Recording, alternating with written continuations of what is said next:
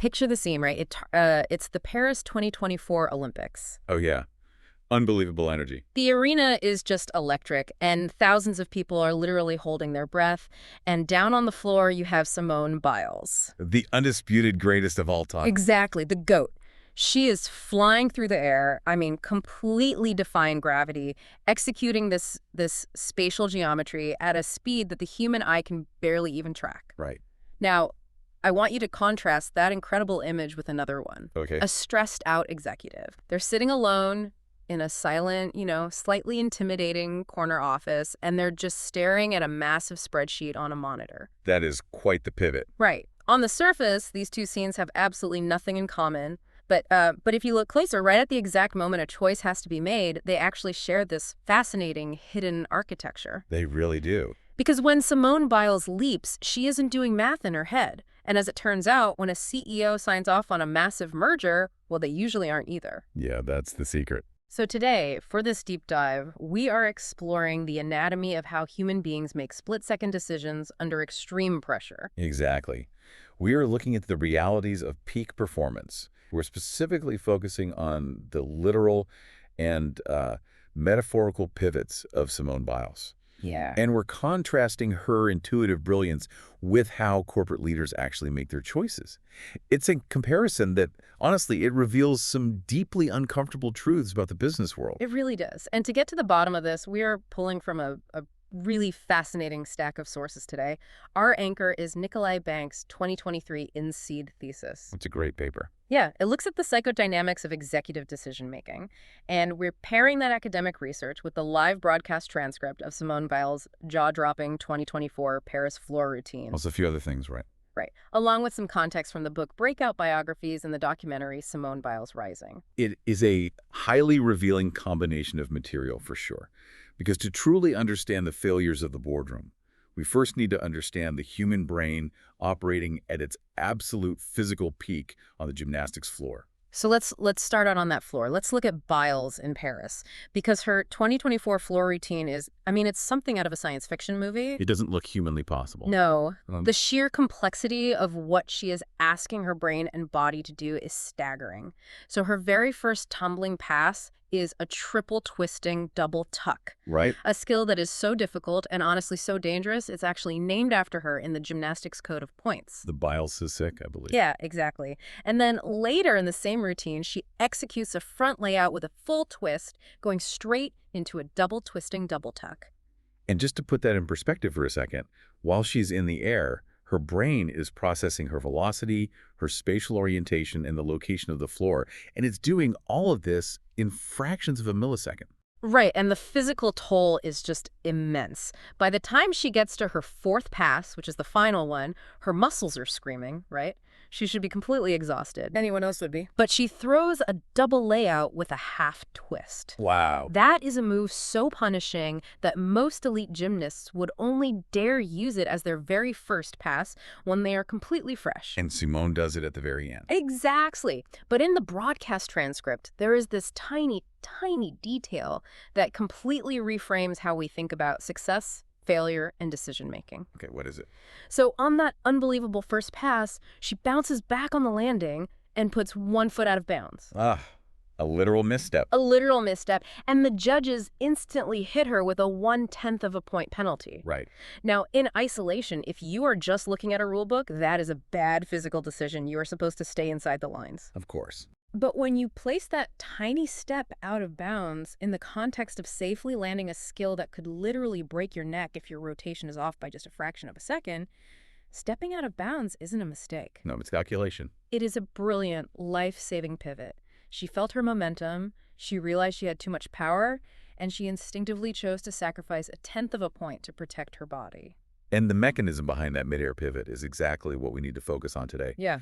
What's fascinating here is that this is the ultimate manifestation of a psychological concept called System 1. System 1, right? Yeah, this goes back to the Nobel Prize-winning work of Daniel Kahnemann, who is a foundational part of the In-Seed thesis we're exploring. Right. Kahnemann is huge in this space. Huge. Yeah.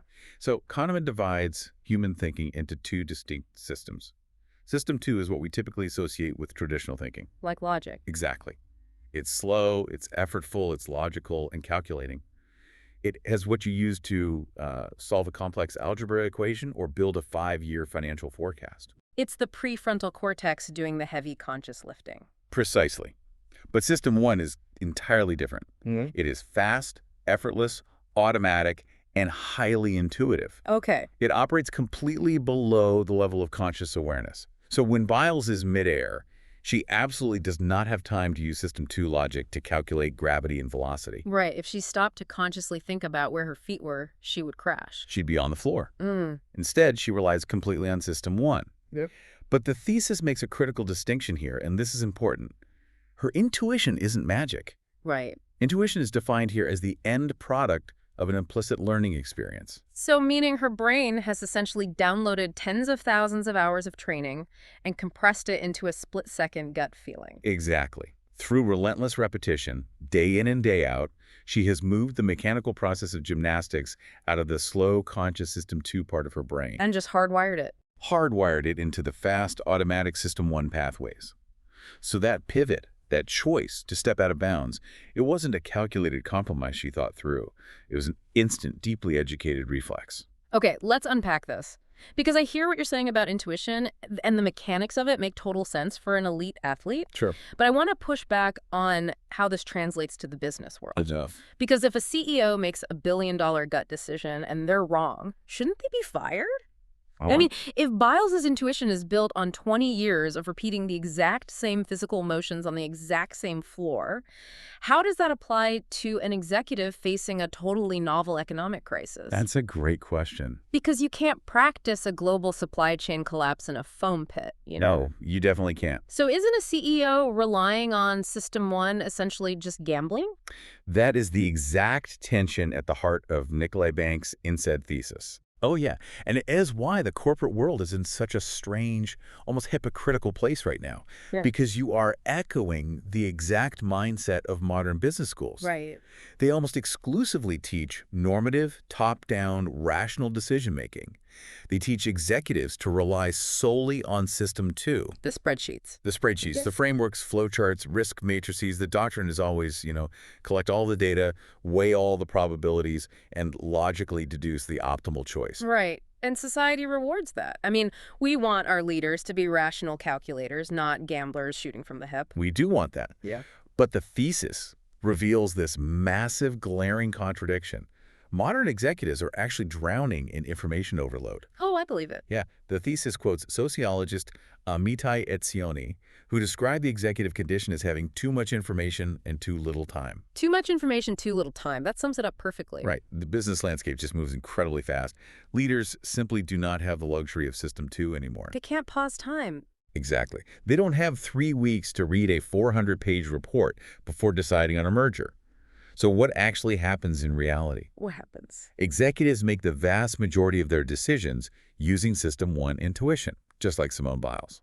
Wow. So they are trusting their gut. They are looking at a really complex problem, recognizing some sort of pattern from their past experiences, and just making a leap. Yes, they're leaping. But here is the data point that really highlights how in denial the corporate world is about this fact. Okay. Corporations currently spend roughly $15 billion annually on leadership training. 15 billion with a B. With a B. And the thesis points out that for just $7 billion, the UN estimates it could feed the entire population of the world's most hungry people for a year. Wait. We are spending double the cost of solving global hunger just to teach executives how to make structured System 2 decisions. Yeah. That is insane. We spend $15 billion trying to turn humans into logical decision-making machines, knowing full well that when the pressure hits, they will just default to System 1 anyway. That is an incredible disconnect. I mean, if we know they're using System 1, why are we pretending they aren't? Because of shame. Shame. Yeah, shame. Unlike Simone Biles, who openly celebrates her intuitive brilliance and, she trusts her implicit learning, executives feel deep, pervasive shame about their reliance on System 1. Oh, because it feels unscientific. Exactly. In corporate culture, System 2 is perceived as noble, it's rigorous, it's intellectually valid. Relying on your gut feels like cheating. It feels fundamentally irresponsible. So executives hide it. How do they hide it? They engage in what the thesis calls post-rationalization. Here's where it gets really interesting. Can you walk me through what post-rationalization actually looks like in a real boardroom? Sure, yeah. So imagine a CEO who meets the founder of a startup, right? Within 10 minutes, the CEO's System 1, drawing on maybe 30 years of pattern recognition in the industry, tells them, we need to acquire this company. The gut feeling kicks in. Right. They've essentially already made the decision in 10 minutes. But they can't go to the board of directors and say, I just have a really good feeling about this. They'd be laughed out of the room. Exactly.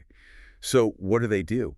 They instruct a team of analysts to spend 2 months building a massive, data-heavy slide deck to justify the decision they already made in 10 minutes. Oh my gosh, they're essentially trying to launder their intuition through a spreadsheet to make it look respectable. Precisely. Laundering intuition is a great way to put it. But why do they go to such exhausting lengths? Why not just own the intuition? Right, save the 2 months. To understand that, the thesis introduces the clinical paradigm from system psychodynamics. Okay, psychodynamics. So we are getting into Freud here. We are getting into Freud. The clinical paradigm basically applies psychoanalytic theories, drive, ego, object relations, to organizations. It suggests that to understand why a company acts the way it does, you have to look at the leader's inner theater. Inner theater. Yeah, we all have an inner theater. It's a collection of our past experiences, our unconscious drives, our insecurities, and our ego defenses. Like a literal stage in your mind. Exactly. And when a high-stakes decision lands on a CEO's desk, that inner theater just lights up. So what exactly is playing out on the stage of an executive's inner theater when they are faced with a massive, high-pressure choice? The overriding theme is anxiety. Deep existential anxiety. Wow. When an executive is caught in that space between knowing they should use a rigorous System 2 analysis, but knowing they only have the time or information for a System 1 gut call, it triggers this massive fear of exposure. Imposter syndrome on steroids. Yes, they fear losing control. They fear the board realizing they're just a human being making an educated guess, rather than some omniscient, all-knowing leader. That sounds exhausting. It is. And this specific anxiety leads to a phenomenon the thesis calls management fright. Management fright. So it's literal stage fright, but instead of forgetting your lines in a school play, you are freezing up on a corporate strategy. Yes. How does that actually manifest physically? Well, if we connect this to the bigger picture, it's a profound biological shift. The thesis actually cites neuroscientist Dr. Judson Brewer to explain the mechanism here. Okay. A little bit of anxiety is actually adaptive, right? It gives you a spike of adrenaline that heightens your focus. Keeps you sharp. Right.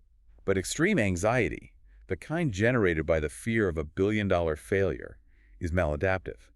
It floods the brain's amygdala, which is our threat detection center. The fight or flight response. Exactly.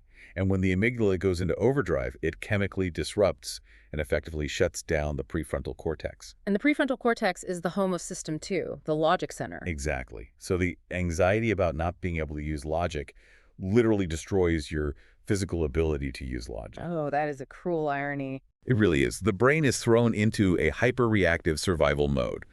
So the executive isn't even trying to solve the business problem anymore.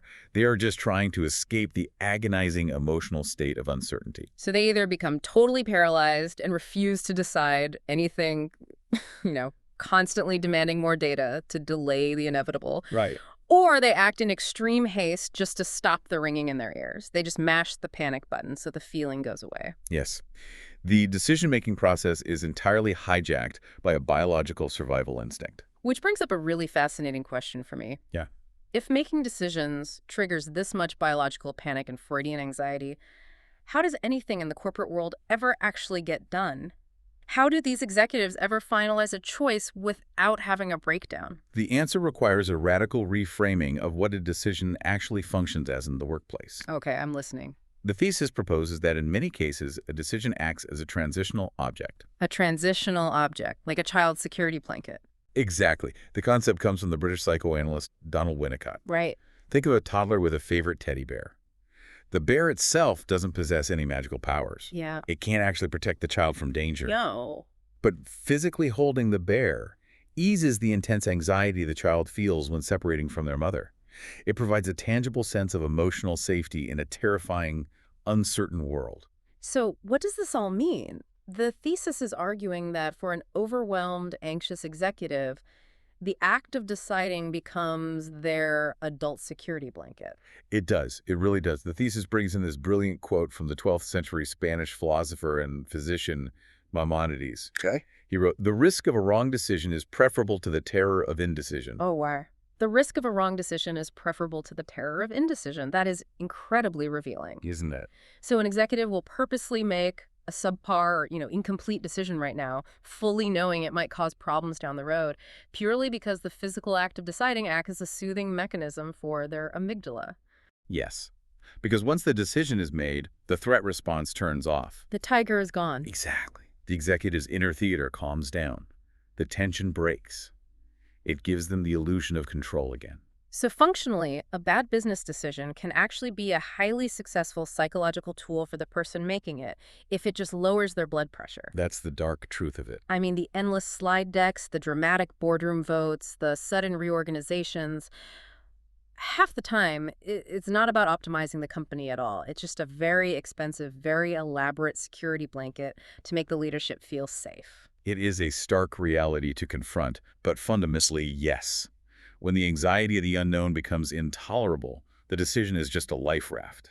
But think about the collateral damage of that. I mean, if a workplace is being steered by anxious leaders who are clutching decisions like security blankets, how does that impact the rest of the company? Because if the CEO is terrified, that has to trickle down. Yeah. Oh, it trickles down rapidly. And this raises an important question about how we fix this, which is where the thesis offers its main prescription. Which is? The absolute necessity of psychological safety and deep trust in the leader-follower relationship. Psychological safety. We hear that term thrown around a lot in HR seminars these days. It's definitely a buzzword. Yeah. But what does it actually mean in the context of this battle between System 1 intuition and System 2 logic? Well, look at it from the perspective of the employees. How do you function when you work under an anxious leader who demands data for everything and punishes mistakes severely? You'd be terrified. Right. The research shows that without psychological safety, employees quickly realize it isn't safe to use their own System 1 intuition. If they make a rapid, educated gut call based on their expertise and it goes slightly wrong, they know that anxious leader will crucify them. So they go into survival mode too. Exactly. They start building what we could call Excel armor. Excel armor. I love that. They over-document every tiny choice. They seed 12 people on every single email. Oh, we've all been there. They demand consensus for minor actions just to dilute the blame in case something goes wrong. They completely abandon their own valuable intuition, and it just slows the entire company's agility down to a crawl. Wow.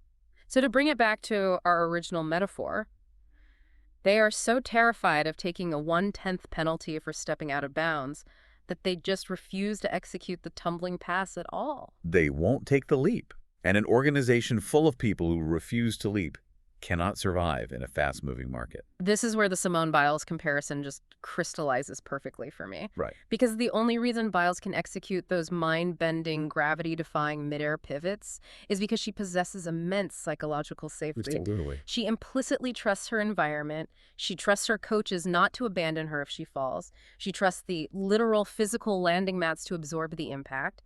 And most importantly, because of that environment, she is free to trust her own implicit learning. Yes. She knows that stepping out of bounds to save the routine won't destroy her career. She can take the penalty. And that physical safety in the gym translates directly to the kind of psychological safety required in a boardroom. How so? If a business leader wants to actually leverage the brilliance of their team, they have to lay down those thick blue landing mats in the office. Metaphorically speaking? Right. They have to tell their employees, I trust your System 1, I trust your expertise. If you make a rapid, intuitive leap to solve a problem, and you happen to step slightly out of bounds, you aren't going to be fired. We will take the microscopic penalty, and we'll keep moving. It's a total paradigm shift. It means the highest level of leadership isn't about being the smartest person in the room who can process the most data. Wow. It's about managing your own inner theater, controlling your own anxiety, so you can create a container where your team feels safe enough to use their own intuition. Because the reality of the modern world is that you cannot outthink information overload with slow, methodical System 2 logic. There literally isn't enough time in the day anymore. The only way an organization survives at scale is by safely and unapologetically leveraging the System 1 intuition of its people. This has been such a fascinating journey through these sources. I mean, we started by looking at the incredible physics of Simone Biles in Paris, and we ended up dissecting the Freudian inner theater of corporate Yeah, executives. quite a trip. But the through line is remarkably clear.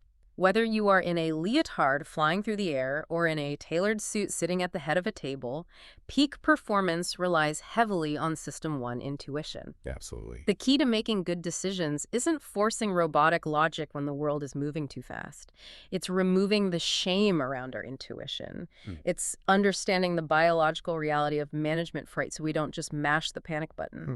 And it's building an environment safe enough to handle the occasional necessary step out of bounds. I want to turn this directly over to you, our listener, for a second. Yeah. Think about the last time you agonized over a choice at work, or even in your personal life. Were you actually analyzing new data to find a better outcome? Or, if you are really honest with yourself, were you just endlessly collecting information to delay the choice? Wow. Were you using the process just to soothe your own amygdala? Yeah. Recognizing when you are using a decision or the delay of a decision as a security blanket is really the very first step to mastering your own inner theater. That is powerful. And I'll leave you with this final provocative thought to chew on. If the psychodynamic research is right, and so many of our decisions are largely just emotional security blankets designed to protect our fragile egos from the terror of uncertainty, Yeah. how much of our society's broader logical infrastructure is built on that exact same fear? Oh, that's a big question. Think about our rigid corporate hierarchies, our obsessively structured daily routines, maybe even the endless bureaucracy of our institutions. Are they actually optimized for efficiency? Or are they just massive societal monuments to our own unacknowledged anxiety? If we could somehow put down the spreadsheet, let go of the security blanket, and finally learn to tolerate the feeling of the unknown, what incredible gravity-defying things might we achieve?